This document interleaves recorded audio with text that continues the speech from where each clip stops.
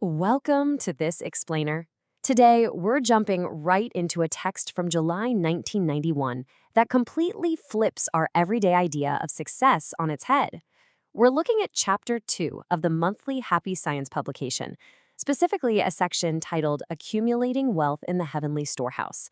And honestly, it offers a total paradigm shift from how our modern society usually operates. Let's kick things off with a pretty provocative question.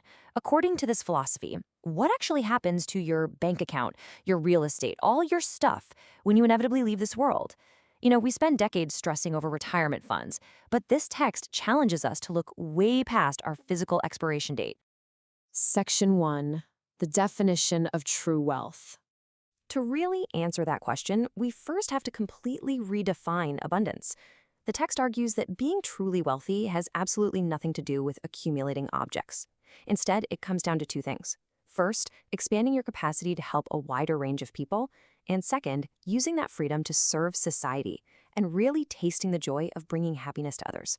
So true wealth, it's a state of mind and action, not your finances. It's a stark contrast. On one hand, you have the standard earthly habit, right? Hoarding resources, obsessing over personal financial gain. But on the flip side, you have true spiritual wealth. That means taking whatever resources you do have and using them to serve others. The text asserts that when you make someone else happy, that shared joy literally becomes the currency of the soul. Section 2. Donating to heaven. Imagine you suddenly acquire 100 million yen, or really any massive sum of money.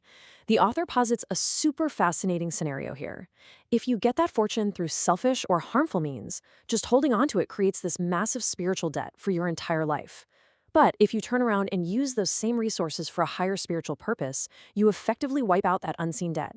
The money goes from being a heavy burden to a literal blessing. And the crucial point here is that heaven actually keeps a ledger. The text calls it a heavenly bank book. But this ledger doesn't care about raw monetary values. No, it intricately records the intention, the self-reflection, and the gratitude behind your wealth. Did you use what you had to express a pure heart?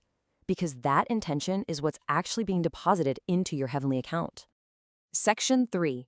Reflecting on earthly life. Okay, I want you to picture this. You're sitting in a movie theater, the lights dim, and suddenly, you're watching a movie of your own life. According to this philosophy, that is exactly what you experience right after leaving the physical world.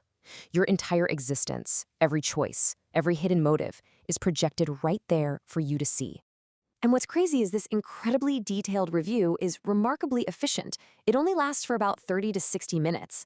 But in that brief window, your whole life is objectively laid bare. There's no earthly spin, zero PR to save you. It just reveals whether your life ultimately helped other people or harmed them. It's a stark, undeniable judgment of what you brought into the world. During this phase, the author uses a really vivid financial metaphor. For those who obsessed over money and status, their precious earthly currency, the gold coins, the massive bank balances, it all eventually turns gray, ashen, and completely useless in this new realm. The only thing that actually survives the transition is the spiritual truth of your actions and the honest state of your mind. Section 4. Passport to the next world. So what does matter? Well, the author completely redefines our earthly deeds as a literal passport. Think about that for a second. It's an essential travel document, but instead of being issued by a government, it's forged by living with a pure heart, working honestly, and feeling genuine gratitude. The good deeds you racked up on Earth are what print the visas on the pages of this spiritual passport, and that determines exactly where you're allowed to travel in the afterlife. And don't worry. The transition isn't just total chaos. You aren't left to just wander aimlessly in the dark. The spiritual realm is highly organized, complete with guides who actually step forward to check this passport of yours. The procedure is incredibly precise. First, you present your spiritual credentials, that passport of accumulated virtue we just talked about. Second, based on what's stamped in there, you meet your designated spiritual guides. And third, those guides lead you down the exact path to the specific heavenly realm that your earthly actions have earned. It's a flawless system built entirely on the undeniable truth of how you lived. Section 5. Infinitely growing spiritual wealth. This brings us to what the text calls the spirit of donation, and it argues that this is, hands down, the ultimate investment strategy for the human soul. We're not talking about writing a one-time charity check. It is a fundamental way of existing.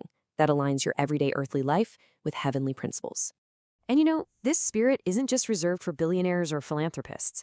Actually, it's fundamentally about avoiding material waste and extravagance in your everyday life. It's about dedicating whatever small resources you have to a higher purpose. The text really stresses that even if you live in poverty, making a lifelong, earnest effort with a pure heart to help others shines a brilliant spiritual light. It's the consistent mindset that counts, not the dollar amount. To wrap up the core argument, the author draws a powerful contrast. An earthly bank account might give you what? A few percent in interest, and it's fundamentally limited. But wealth stored in the heavenly bank book grows infinitely. Why? Because true happiness multiplies when it's shared. When you use your resources to uplift others, that joy echoes outward, creating a limitless, compounding cycle of spiritual prosperity that literally lasts for eternity. So, as we conclude this explainer, I want to leave you with a final thought to chew on today. Knowing that earthly money eventually turns to ash, and that your virtues are the absolute only currency accepted in the next stage of your journey. Based on all this, how are your daily actions impacting your ultimate spiritual ledger? Are you just building a fortune here, or are you actually accumulating true wealth in your heavenly storehouse? Thanks for exploring this incredible paradigm shift with us today.